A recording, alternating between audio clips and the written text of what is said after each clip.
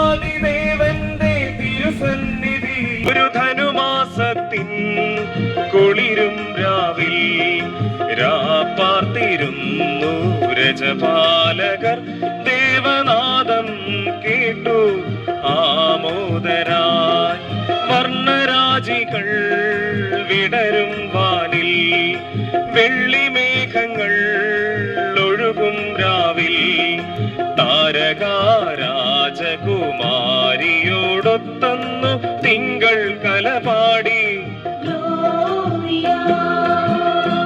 അടുത്തുമകലയുമായി ഞങ്ങളെ ശ്രവിക്കുന്ന ഈ നല്ലവരായ കുടുംബത്തിൽ അറിയിച്ചുകൊള്ളട്ടെ. വളരെ സന്തോഷം നിറഞ്ഞ ഒരു സമയമാണ് ക്രിസ്തുമസിന്റെ സമയം. ലോകമെമ്പാടുമുള്ള ജനങ്ങൾ ആഘോഷിക്കുന്ന ഒരാഘോഷമാണ് ക്രിസ്തുമസ് എന്ന് പറയുന്നത്. മറ്റു പല ആഘോഷങ്ങളും കേരളത്തിൽ മാത്രം ഒതുങ്ങി നിൽക്കുമ്പോൾ ക്രിസ്തുയേശു ജനിച്ചു എന്നുള്ളതിന്റെ സന്തോഷം ലോകമാകമാനം ആഘോഷിക്കുന്ന ഈ വേളയിൽ നമുക്കും അതിൽ പങ്കുചേരുവാൻ തന്നിരിക്കുന്ന നല്ല അവസരത്തെ നമ്മൾ എങ്ങനെ വിനിയോഗിക്കുന്നു എന്നുള്ളത് നാം ചിന്തിച്ച് പ്രവർത്തിക്കേണ്ടത് വളരെയധികം അത്യാവശ്യമാണ്. ക്രിസ്തുമസ് പലപ്പോഴും നാം ആഘോഷിക്കുമ്പോൾ എന്തിനാണ് യേശുക്രിസ്തു ഈ ഭൂമിയിലേക്ക് വന്നത് എന്നുള്ള സത്യത്തെ പോലും മറച്ച് വെക്കത്തക്ക നിലയിൽ വെറും ആഘോഷമായിട്ട് ഇതിനെ കണക്കാക്കി പലവിധമായ കാര്യാദികളിൽ പൈസ ചെലവിട്ട് സമയം പോക്കുന്നത് പലപ്പോഴും നമ്മൾ സമൂഹത്തിൽ കാണാറുണ്ട്. എല്ലാവരും കൂടി ഒത്തുചേരുമ്പോൾ ആ ഒത്തുചേരലിനെ ആഘോഷപ്രദമാക്കുവാൻ മദ്യം വാങ്ങി ഇന്ന് അപ്പനും മക്കളും ഒരുമിച്ചിരുന്ന് കുടിക്കുന്നത് പോലും വലിയൊരു ക്രെഡിറ്റായി കണ്ടുകൊണ്ടിരിക്കുന്ന ഒരു സമൂഹത്തിലാണ് നാം ജീവിക്കുന്നത്. നാം ചിന്തിക്കുന്നത് പോലെ കേവലം ഇതൊരു ആഘോഷമാക്കുന്നതിലുപരി എന്തിനാണ് യേശു കർത്താവ് നമ്മുടെ ഇടയിലേക്ക് വന്നതെന്നുള്ള ആ നഗ്നമായ സത്യം നാം മനസ്സിലാക്കി ഇതിനെ ആഘോഷിക്കുമ്പോൾ ഈ ക്രിസ്തുമസ് നമ്മുടെ ജീവിതത്തിൽ അർത്ഥവത്തായി തീരുവാൻ തക്കോണോടെ തീരും. നമുക്കറിയാം, നാം ജനിച്ചത് മുതൽ ഇന്ന് വരെയും എത്രയോ ആഘോഷങ്ങളിൽ നാം പങ്കെടുത്തവരാണ്. എത്രയോ ക്രിസ്തുമസ് ഇതിനോടകം നാം ആഘോഷിച്ചു കഴിഞ്ഞു.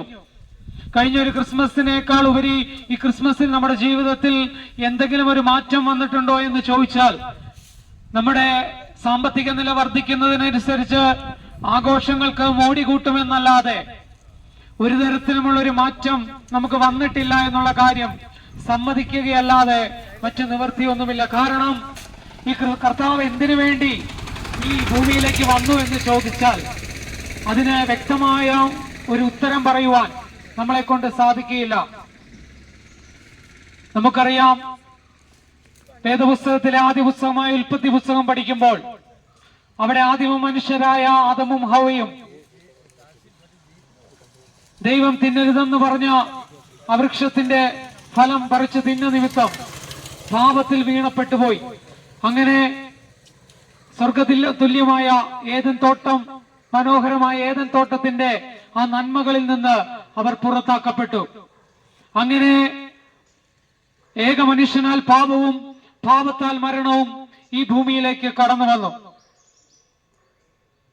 ഈ ഭൂമിയിലുള്ള എല്ലാ വ്യക്തികളുടെയും ജീവിതം പാപം കൊണ്ട് അവസാനിക്കുമ്പോൾ, യേശുവിനെ വിശ്വസിക്കുന്ന ഒരു വ്യക്തിയെ സംബന്ധിച്ച് അവന്റെ ജീവിതം യഥാർത്ഥത്തിൽ ഈ മരണം കൊണ്ട് അവസാനിക്കാതെ, മറിച്ച് പാപത്താൽ എന്നേക്കുമായി മരിക്കുവാൻ സാധ്യതയുള്ള ഒരു മനുഷ്യനെ യേശു കർത്താവ് തന്റെ ക്രൂശ് മരണത്തിലൂടെ വീണ്ടെടുക്കുവാൻ തക്കോണം ഇടയായി തീർന്നു.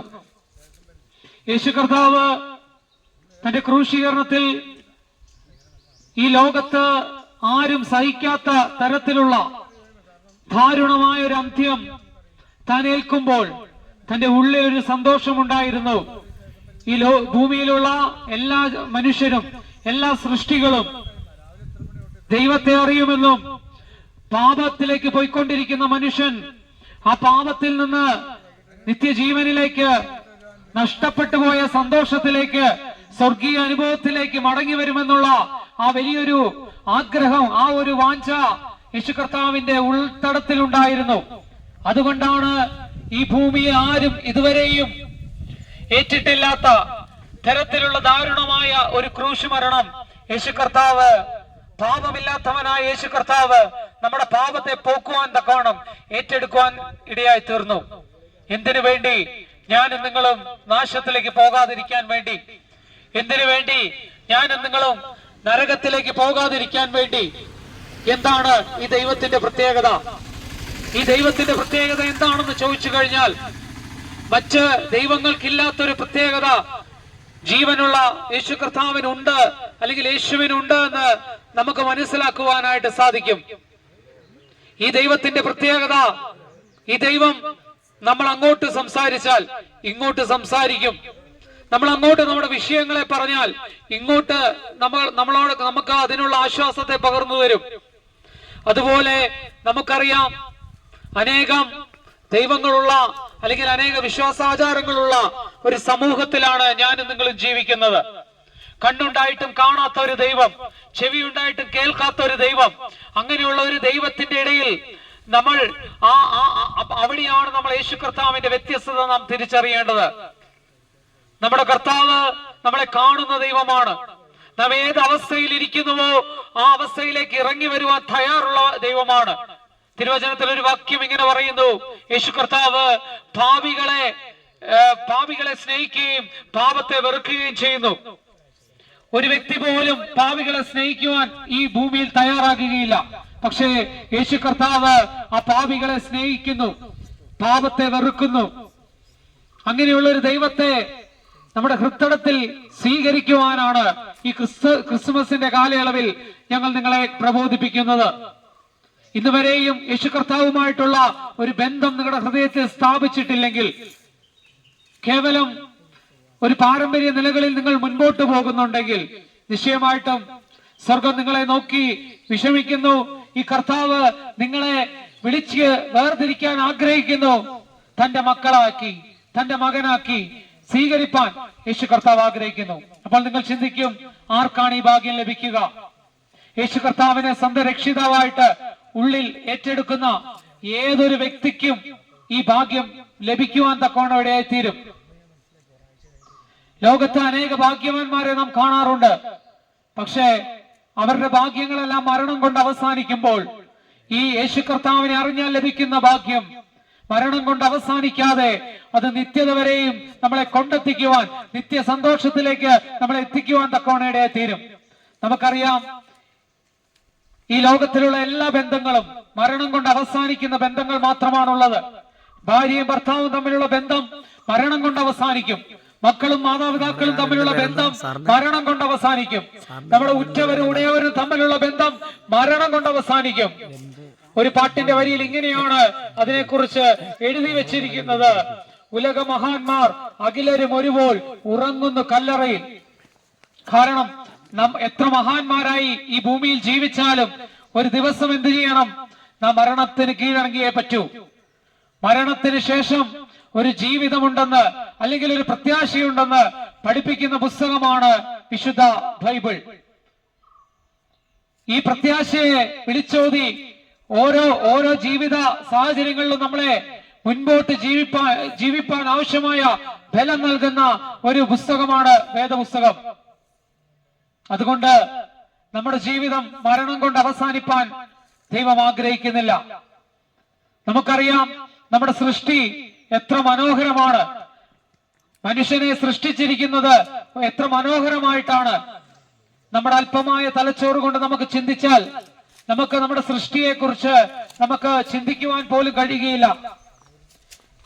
അത്രയും സർവജ്ഞാനിയായ കർത്താവ് നമ്മളെ സൃഷ്ടിച്ചു, നമ്മളെ ഈ ഭൂമിയിലാക്കി വെച്ചിരിക്കുന്നത് കേവലം നാം മരണം കൊണ്ട് അവസാനിച്ച് നശിച്ചു പോകുവാനായിട്ടല്ല, മറിച്ച് മരണത്തെ ജയിച്ച് നാം ആ കർത്താവ് ക്രൂശ് മരണത്തെ ജയിച്ചതുപോലെ നമ്മൾ മരണത്തെ ജയിച്ച് ആ നിത്യ സന്തോഷത്തിലേക്ക് ചെന്നെത്തണമെന്ന് ദൈവം നമ്മളെ കുറിച്ച് ആഗ്രഹിക്കുന്നു. അതുകൊണ്ട് ഇന്ന് നിങ്ങളോട് ഞങ്ങൾ സംസാരിക്കുന്നത് ഒരു മതത്തിന്റെ വക്താവായിട്ടല്ല, ഒരു പ്രസ്ഥാനത്തിന്റെ വക്താവായിട്ടല്ല. യേശു കർത്താവ് ഒരു മതത്തിന്റെയും ദൈവമല്ല എന്നുള്ള സത്യം നാം ആദ്യം മനസ്സിലാക്കണം. ഹൃത്തടത്തിൽ ആര് ഈ യേശു കർത്താവിനെ സ്വീകരിക്കാൻ ആഗ്രഹിക്കുന്നു അവരുടെ ഉള്ളിലേക്ക് വരുവാൻ ഈ യേശു തയ്യാറാണ്. അതിന് നിങ്ങൾ മതം മാറേണ്ട ആവശ്യമില്ല, നിങ്ങൾ വേഷം മാറേണ്ട ആവശ്യമില്ല. മറിച്ച് ഈ കർത്താവിനെ ഉള്ളം കൊണ്ട് സ്വീകരിച്ചാൽ നിശ്ചയമായിട്ടും ആ കർത്താവ് നിങ്ങളുടെ ജീവിതത്തിലേക്ക് കടന്നു വരുവാൻ തക്കവണ്ണം ഇടയായിത്തീരും. അതുകൊണ്ട് ഈ ക്രിസ്മസ് കാലം നമ്മൾ കേവല ആഘോഷങ്ങളിൽ മാത്രം ഒതുങ്ങിപ്പോകാതെ ഈ യേശു കർത്താവിനെ ഒന്ന് ഉൾത്തടത്തിൽ സ്വീകരിച്ചാൽ നിശ്ചയമായിട്ടും നിങ്ങൾ ഒരുപക്ഷെ ഇത് കേൾക്കുമ്പോൾ വലിയ കടഭാരത്തിലായിരിക്കാം. ഒരുപക്ഷെ നിങ്ങൾക്ക് ഇത് കേൾക്കുമ്പോൾ നിങ്ങളുടെ രോഗത്തിന്റെ ചിന്ത നിങ്ങളെ അലട്ടുന്നുണ്ടാകാം. ഒരുപക്ഷെ നിങ്ങൾ ഇത് കേൾക്കുമ്പോൾ പലതരമായ പ്രതിസന്ധികൾ നിങ്ങളെ വേട്ടയാടുന്നുണ്ടാകാം. ഒരുപക്ഷെ നിങ്ങൾ ഈ സന്ദേശം കേട്ടുകൊണ്ടിരിക്കുമ്പോൾ ആരോടും തുറന്നു പറയുവാൻ കഴിയാത്ത തരത്തിലുള്ള ദുഃഖങ്ങൾ നിറഞ്ഞ ജീവിതമായിരിക്കാം നിങ്ങളുടെ ജീവിതം. ആർക്ക് പരിഹാരം വരുത്തുവാനായിട്ട് കഴിയും? കർത്താവായ യേശു ക്രിസ്തുവിന് നിങ്ങൾക്ക് നിങ്ങളുടെ വിഷയത്തിലൊക്കെ പരിഹാരം വരുത്തുവാനായിട്ട് സാധിക്കും. ഇവിടെ ആയിരിക്കുന്ന സഹോദരന്മാരോട് നിങ്ങൾ സംസാരിച്ചാൽ എനിക്കടക്കം ഒത്തിരി അനുഭവങ്ങൾ പറയുവാനായിട്ടുണ്ട്. ലോകപരമായ സാഹചര്യത്തിൽ കൂടെ പോയ ഒരു കാലഘട്ടം ഞങ്ങൾക്കും ഉണ്ടായിരുന്നു. ഈ ലോകത്തിന്റെ ആഘോഷങ്ങളിലൊക്കെ പങ്കെടുത്ത് അതിൽ മാത്രം രസിച്ചു നടന്ന ഒരു കാലഘട്ടം ഞങ്ങൾക്കും ഉണ്ടായിരുന്നു. പക്ഷേ അതിനൊന്നും നിത്യമായൊരു സന്തോഷം, നിത്യമായൊരു സമാധാനം തരുവാൻ കഴിയുകയില്ല എന്നുള്ള ഒരു ബോധ്യം ഞങ്ങളുടെ ജീവിതത്തിൽ ഈ ക്രിസ്തുവിനെ കണ്ടെത്തിയപ്പോൾ, അല്ലെങ്കിൽ ഈ ക്രിസ്തുവിനെ കണ്ടുമുട്ടിയപ്പോൾ ഞങ്ങൾക്ക് ലഭിക്കുവാൻ തക്കവണ്ണം ഇടയായി തീർന്നു. ഈ ലോകം തരുന്ന സന്തോഷം, സമാധാനം അത് കേവലം ചില മിനിറ്റുകൾ അല്ലെങ്കിൽ ചില മാസങ്ങൾ അല്ലെങ്കിൽ ചില വർഷങ്ങൾ മാത്രം നീണ്ടു നിൽക്കുമ്പോൾ ദൈവം തരുന്ന സമാധാനം, നമ്മളെ നിത്യമായ ഒരു തുറമുഖത്തേക്ക് കൊണ്ടെത്തിക്കും. അതാണ് വേദപുസ്തകം നൽകുന്ന പ്രത്യാശ. അതുകൊണ്ട് ആ സ്നേഹത്തിലേക്ക്, ആ സന്തോഷത്തിലേക്ക് ഞങ്ങൾ നിങ്ങളെ ഓരോരുത്തരെയും സ്വാഗതം ചെയ്യുകയാണ്. അതിനായിട്ട് ഈ സന്ദേശം നിങ്ങളുടെ ജീവിതത്തിൽ ഉപകരിക്കട്ടെ എന്ന് ഞങ്ങൾ ആത്മാർത്ഥമായിട്ട് ആശംസിക്കുകയാണ്. ഒരിക്കൽ കൂടി ഈ ക്രിസ്മസിന്റെയും വർഷത്തിന്റെയും എല്ലാ ആശംസകളും നിങ്ങൾക്ക് നേർന്നുകൊണ്ട് ഞങ്ങൾ ഒരു വാക്ക് നിങ്ങൾക്ക് വേണ്ടി പ്രാർത്ഥിക്കുവാനായിട്ട് ആഗ്രഹിക്കുന്നു. ഞങ്ങളെ അതിവാത്സല്യമായി സ്നേഹിക്കുന്ന ഞങ്ങളുടെ സ്വർഗസ്ഥ പിതാവാൻ ദൈവമേ, ഈ ശബ്ദപരിധിക്കുള്ളിൽ ഈ സന്ദേശം ശ്രവിച്ച എല്ലാ കുടുംബങ്ങളെയും വ്യക്തികളെയും ദൈവകരങ്ങളിലേക്ക് അടിങ്ങൾ ഏൽപ്പിച്ച് സമർപ്പിച്ചുകൊണ്ട് പ്രാർത്ഥിക്കുന്നു. ഈ ക്രിസ്മസ് കാലയളവ് കേവലം ഒരു സന്തോഷത്തിന്റെ അല്ലെങ്കിൽ ആഘോഷത്തിന്റെ മാത്രം കാലയളവായി തീരാതെ അങ്ങ് യഥാർത്ഥമായിട്ട് അടിയങ്ങളുടെ ഉള്ളിൽ ജനിക്കുവാൻ തക്കവണ്ണം ഇടയായി തീരുന്ന ആ ദിവസങ്ങളാക്കി ഈ ദിവസത്തെ അവിടെ നിന്ന് തീർക്കണം.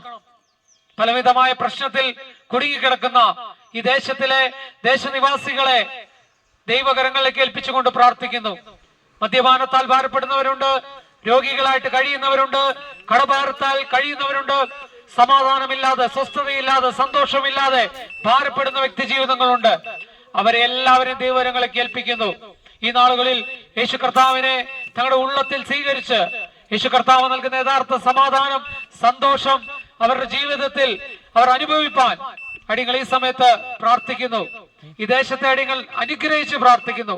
ഈ ദേശത്തിൽ വസിക്കുന്ന എല്ലാ പ്രിയപ്പെട്ടവരെയും അനുഗ്രഹിച്ച് അവിടുന്ന് പ്രാർത്ഥിക്കുന്നു. ഈ ക്രിസ്മസ് കാലയളവ് അങ്ങേ യഥാർത്ഥത്തിലൊന്ന് ഹൃദയത്തിൽ സ്വീകരിക്കുന്നതിനുള്ള മുഖാന്തരങ്ങളാക്കി ദൈവം അവിടുന്ന് തീർക്കണം. അങ്ങ് പ്രാർത്ഥന കേട്ടതിനായി നന്ദി. യേശു കർത്താവിൻ ധന്യമുള്ള പുണ്യതിരുനാമത്തിൽ തന്നെ എല്ലാ പ്രിയപ്പെട്ടവർക്കും ഒരിക്കൽ കൂടി ക്രിസ്മസിന്റെയും പുതുവത്സരത്തിന്റെയും ആശംസകൾ നേർന്നുകൊണ്ട് ഞങ്ങൾ ഈ ലഘു സന്ദേശത്തിൽ നിന്ന് വിരമിക്കുന്നു. ദൈവം എല്ലാവരെയും അനുഗ്രഹിക്കുമാറാകട്ടെ.